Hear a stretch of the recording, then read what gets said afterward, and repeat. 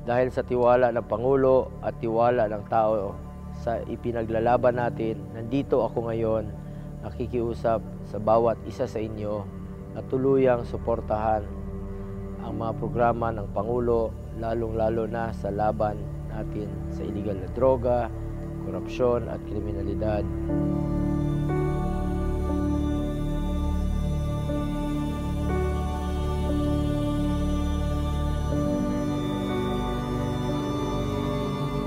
Saan mang sulok ng bansa pinupuntahan, maipadama lamang sa atin na hindi tayo pinababayaan. Kahit ang Pangulo, siya ang pinagkakatiwalaan. Siya ang magiging tulay upang tayo ay ngayoy mapakinggan. Simple, tapat, maaasahan. Yan si Bongo, ang kuya ng bayan.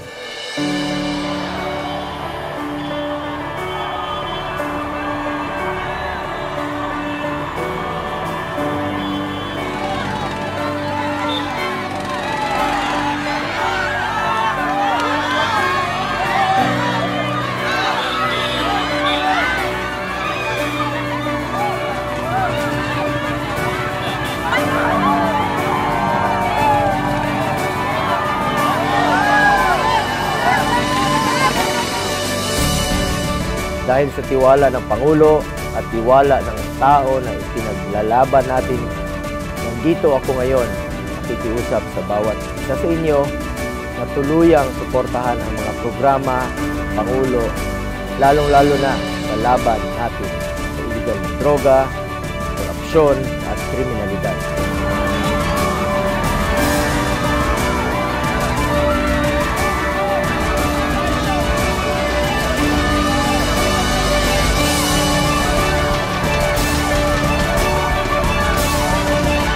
Maraming salamat sa mga kapatid ko rito sa Mandaluyong at sa San Juan sa napakainit ninyong pagtanggap. Kahit linggo naglabasan po sila.